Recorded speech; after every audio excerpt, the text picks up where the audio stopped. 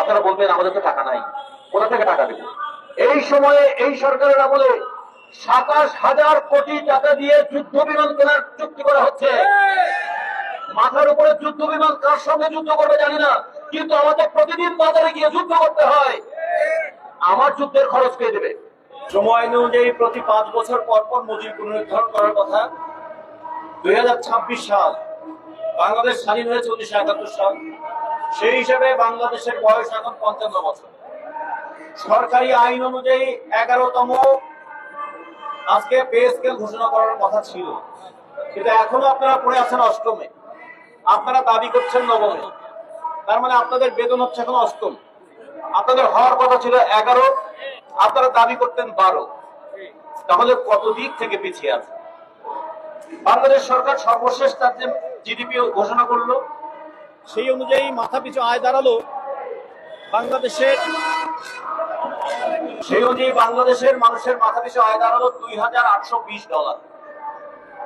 এটাকে যদি টাকায় পরিণত করি তাহলে একজন মানুষের মাথা পিছু আয় দাঁড়ায় 28,600 টাকা। সেটা আপনার বাচ্চারও আয়, সেটা আপনার বৃদ্ধ বাবারও আয়, এবং সেইটা আপনার বাবার আয় যেমন আছে, আপনার সন্তানের আয় আছে, আপনার উপর নির্ভরশীল আপনার স্ত্রীর আয়টাও এই। তাহলে 4 জন সদস্যের একটা পরিবারের সরকারের হিসাব অনুযায়ী তাহলে কি দাঁড়ায়? আমাদের 4 সদস্যের একটা পরিবারও যদি হয়, জিডিপি হিসাব করলে তাহলে তো 4 সদস্যের একটা পরিবার হলো আপনাদের মাসিক ইনকাম হওয়ার কথা 1,14,000 টাকা। আমরা জিডিপি হিসাব বাদ দিলাম যে এই সরকার মাথা পিছু আয় ঘোষণা করে কিন্তু পকেট কিছু বেতন নির্ধারণ করে না। আমরা আমাদের বৈষম্যের বিরুদ্ধে লড়াই করে তো পাকিস্তান থেকে বাংলাদেশ হয়েছিলাম, তার আগে দীর্ঘদিন স্বাধীনতার লড়াই করেছিলাম ব্রিটিশদের শোষণের বিরুদ্ধে। সবকিছুর মূল উদ্দেশ্যটা কি ছিল? আমাদের দেশের সম্পদ আমাদের দেশের জনগণের জন্য ব্যয় করা হবে। আমাদের দেশের সম্পদ বিদেশিরা লুট করে নিয়ে যাবে না। স্বাধীনতার পরে সেই প্রত্যাশাটা পূরণ হবে, এটা আমরা চেয়েছিলাম যে আমরা যা সম্পদ তৈরি করি সেই সম্পদের ভাগিদার হব আমরা, সেই সম্পদের অংশীদার হব আমরা। সম্পদ সৃষ্টি করবো আমরা, কিন্তু সম্পদের ভাগিদার হব না। এর চেয়ে বড় চরম বৈষম্যতা হতে পারে না। সে কারণে দাবি করা হয়েছিল যে আমাদের সর্বোচ্চ এবং সর্বনিম্ন এই যে বেতন, এই বেতনের বৈষম্যটা দূর করতে হবে। সমাজে মানুষের মধ্যে যদি সমতা আনতে হয়, এখন যদি ডাক্তারের কাছে যাই বলবে যে আপনার বডি ওয়েট কত, বডি ওয়েট অনুযায়ী প্রতি কেজি ওজনের জন্য আপনি 1 গ্রাম করে প্রোটিন আপনার খাওয়া দরকার। কারো বডি ওয়েট যদি 70 কেজি হয়, আমাদের পুষ্টি অনুযায়ী তার প্রতিদিন 70 গ্রাম প্রোটিন খাওয়া দরকার। আর 70 গ্রাম প্রোটিন পেতে গেলে আপনাকে কি খেতে হবে? আপনাকে মাছ, মাংস, ডিম, দুধ এগুলোই তো খেতে হবে। এইটা কি কখনো বলা হয়েছে যে সালমানরা আমাদের বডি ওয়েট অনুযায়ী তাকে 5 গুণ বেশি খেতে হবে, কিংবা সচিব সাহেবের বডি ওয়েট অনুযায়ী তার 10 গুণ খেতে হবে? এটা তো সকল মানুষের ক্ষেত্রে একই নিয়ম প্রযোজ্য। তাহলে খাদ্য এবং পুষ্টির কথা যদি ভাবি, ন্যূনতম খাদ্য এবং পুষ্টির কথা, তাহলে আমাদের খাদ্য সমতা আমাদের দেশে কি আমরা চাইবো না? আমরা তো এই খাদ্য সমতাটা কোথাও চাইবো। তারপরে একজন মানুষ যদি একটা পাঞ্জাবি বানায়, তার কতটুকু কাপড় লাগে? সচিব সাহেব পাঞ্জাবি বানালে কি তিনি 30 গজ কাপড় দিয়ে পাঞ্জাবি বানাবেন? তাহলে পাঞ্জাবি বানানোর একটা স্বাভাবিক একটা পরিমাপ আছে। একটা স্যান্ডেল তৈরি, একটা জুতা তৈরি একটা স্বাভাবিক পরিমাপ আছে। একটা জুতা তৈরি করতে গেলে ঘরে 2.5 বর্গ ফুট করে চামড়া লাগে। এখন আমরা নিজেরা চামড়া ক্ষয় করে ফেলবো, কিন্তু চামড়া জুতা কিনতে পারবো। এক জোড়া চামড়ার জুতা কিনতে গেলে, একটু মাঝারি মানের জুতা কিনতে গেলে 4,500-5,000 টাকা লাগে। আবার একই মানুষ একজন তার পা ঢাকবেন 50,000 টাকা জুতা দিয়ে, আরেকজন তার পা ঢাকবেন ওই অক্ষয় কোম্পানির 130 টাকার স্যান্ডেল দিয়ে। তাদের চামড়া ক্ষয় হবে কিন্তু স্যান্ডেল ক্ষয় হবে না। এইরকম স্যান্ডেল পরবেন আমাদের নিম্ন আয়ের কর্মচারীরা, আর উচ্চ আয়ের কর্মচারীরা তারা আবার নিজেদের নাম নিজেরা ঠিক করে নিয়েছে। আমাদের সংবিধানে আছে প্রত্যেকে হবেন প্রজাতন্ত্রের কর্মচারী, কিন্তু ওনারা নিজেদেরকে বানিয়ে নিয়েছেন কর্মকর্তা। এইবার যে শ্রম আইন সংশোধন হলো, এই শ্রম আইন সংশোধনের ক্ষেত্রে আমরা শ্রমিক পক্ষ থেকে বলেছিলাম প্রজাতন্ত্রের সবাইকে যেমন কর্মচারী হিসেবে ঘোষণা করা হয়, শ্রমিকদের ক্ষেত্রে প্রত্যেককে কর্মচারী হিসেবে ঘোষণা করতে হবে এবং কর্মচারী হিসেবে তার যা যা অধিকার সে অধিকার তার প্রাপ্য হতে হবে এবং অধিকারের মধ্যে অন্যতম অধিকার তার ট্রেড ইউনিয়ন অধিকারটাও দিতে হবে। আমাদের তো এখানে ট্রেড ইউনিয়ন অধিকার কেড়ে নেওয়ার নানা ফন্দি ফিকির আছে। এই ফন্দি ফিকিরটা বন্ধ করবার জন্য শ্রম আইনে আমরা দাবি করেছিলাম। আমরা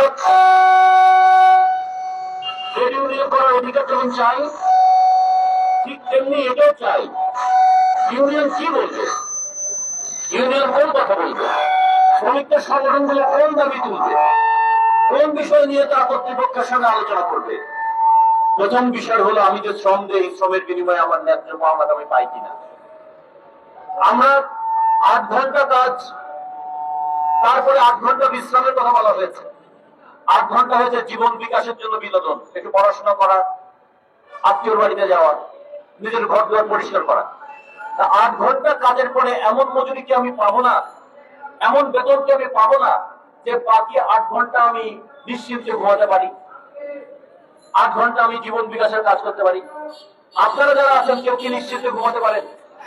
ঘুমানোর আগে স্ত্রী বলে কালকে ছেলের বেতন দিতে হবে, তারপরে বলে মেয়েটা বলছে তার কলেজে যাওয়ার ড্রেস একটা বানাতে হবে, তারপরে বলছে যে অমুক তারিখ থেকে পরীক্ষা শুরু হবে, ছেলেটার জন্য অন্তত যদি 1 গ্লাস দুধের ব্যবস্থা করা যেত, মেয়েটার জন্য যদি একটা ডিমের ব্যবস্থা করা যেত তাহলে ভালো হতো। তখন ছেলে মেয়ে 2 জন থাকলে স্ত্রী আবার তখন সমান রূপে ভাগ করতে চায়, যে একটা ডিম ভাগ করে 2 ভাগ করে 2 ছেলে মেয়েকে দেয়। খাওয়া দরকার ছিল একটা, খেয়ে ফেলে অর্ধেক। অনেক ক্ষেত্রে আবার বলে একদিন খেলে পরের দিন আর মাছ মাংস থাকবে না, কিন্তু শরীরের প্রয়োজন তো প্রতিদিন, খাবার তো প্রতিদিন। এই যে কথাগুলো যদি বলি তখন তারা বলবে আপনারা শ্রমিকদের দিকে উস্কানি দেন, কর্মচারীদেরকে উস্কানি দেন। সবচেয়ে বড় উস্কানি হচ্ছে বৈষম্য। বৈষম্য মানুষকে উত্তেজিত করে, ক্ষিপ্ত করে। সবচেয়ে বড় উত্তেজনা হচ্ছে ক্ষুধা, সবচেয়ে বড় রাগ হচ্ছে অপমান। যখন কেউ অপমানিত হয় তখন তার রাগ হয়। ফলে আমরা এই অপমান, ক্ষুব্ধতা, আন্দোলন এগুলো করতে চাই না, কাজ করতে চাই এবং কাজ করার জন্য একটা ন্যায্য পারিশ্রমিক আমরা পেতে চাই। এখন পারিশ্রমিক পেলে শ্রমিকদের জন্য, আপনারা কর্মচারীদের জন্য বলেন আপনাদের বেতন। এই জন্য আপনাদের জন্য এটা হচ্ছে পে স্কেল, শ্রমিকদের জন্য হচ্ছে ওয়েজ বোর্ড। এখন আমরা শ্রমিকদেরকে মজুরি বলি, কর্মচারীদের ক্ষেত্রে আমরা বেতন বলি, কিন্তু বিষয়টা তো এক। ওই টাকাটা দিয়ে তো আমার জীবন বিকাশের জন্য প্রয়োজনীয় জিনিস আমি কিনবো। ফলে আমরা সমাজতান্ত্রিক শ্রমিক ফ্রন্টের পক্ষ থেকে, শ্রমিক কর্মচারী ঐক্য পরিষদের পক্ষ থেকে আপনাদের এই দাবির সঙ্গে সম্পূর্ণ একমত পোষণ করছি যে কাল বাহানা না করে, যে বৈষম্য বিরোধী আন্দোলনের মধ্য দিয়ে এই সরকার ক্ষমতা এসেছিল, 1 বছর 5 মাস পার হয়ে গেল, আমাদের কর্মক্ষেত্রে সবচেয়ে বেশি যে বৈষম্য 1:10 চলছে, এই বৈষম্য দূর করার সময় আপনারা পেলেন না এখনো। এটার জন্য ধিক্কার জানাই। আজকে যখন তারা ন্যূনতম বেতন 35,000 টাকা দাবি করছে, এই দাবিটা কোনো অস্বাভাবিক দাবি নয়।